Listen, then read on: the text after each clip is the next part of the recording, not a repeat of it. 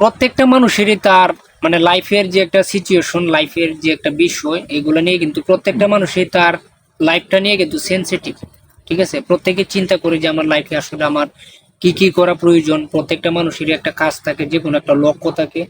ঠিক আছে, তো আমাদের প্রত্যেকটা মানুষের উচিত আমাদের লক্ষ্য ঠিক রেখে এগিয়ে যেতে হবে। তো এই জায়গায় সবচেয়ে মেইন একটা বিষয় হচ্ছে যে আমি এখন বর্তমানে এই জায়গায় বসে রয়েছি। ঠিক আছে, আপনারা আমার ভিডিওটা কন্টিনিউ করতেছেন, কিন্তু আপনারা কেউ কিন্তু বলতে পারবেন না যে আমি এই মুহূর্তে বর্তমানে কোন পজিশনে কোন জায়গায় আছি। ঠিক আছে, এটা কিন্তু পুরোটাই কিন্তু আমার মানে লক্ষ্যের উপর নির্ভরশীল।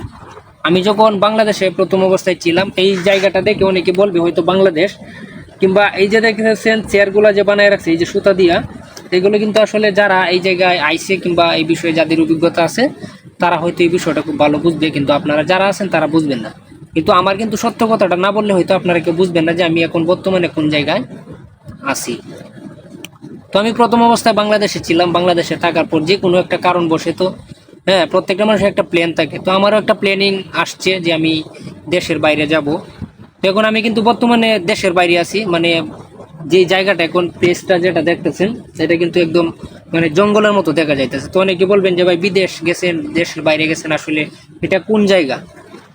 ঠিক আছে, তো আপনারা সবাই হয়তো নাম শুনছেন ইউটিউবে কিংবা ফেসবুকে।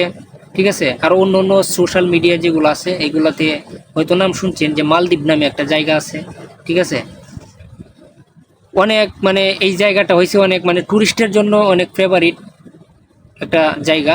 তো এই জায়গায় প্রথম অবস্থায় মানে আমাদের এই এশিয়া মহাদেশের মধ্যে যেগুলো রাষ্ট্র মানে যেগুলো কান্ট্রি আছে কিংবা অন্য অন্য বাহিরেও, ইউএসএ, কানাডা, ঠিক আছে, আমেরিকা, অনেক জায়গায় যেগুলো কান্ট্রি আছে, এই দেশের মানুষগুলো যখন মানে তাদের এনজয় করার যখন একটা সময় আসে, তারা যখন এনজয় করে কিংবা সফর করতে চায়, তো প্রথম অবস্থায় কিন্তু এই মালদ্বীপটাকে বেছে নেয়।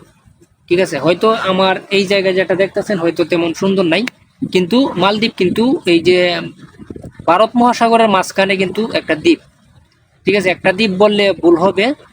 এই জায়গাটা হইতেছে আপনার প্রায় 1190টা প্রবাল দ্বীপ নিয়ে গঠিত এই মালদ্বীপ। ঠিক আছে, সুন্দরে ভরপুর এই মালদ্বীপ। অনেকে কিন্তু ঘোরার জন্য এই জায়গাটাই মূলত বেছে নেয়।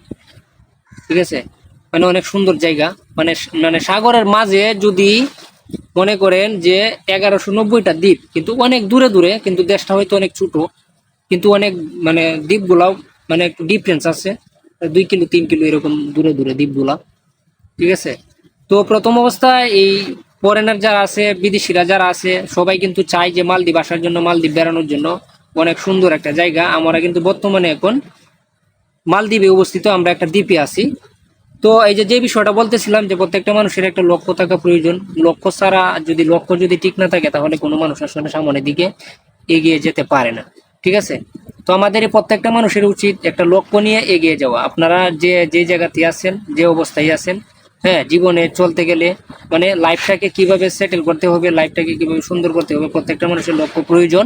তবে একটা কথা মনে রাখবেন, মানে যে জায়গায় আপনার দাম নাই এই জায়গা থেকে আপনাকে সরিয়ে নেওয়াটাই সবচেয়ে বেটার।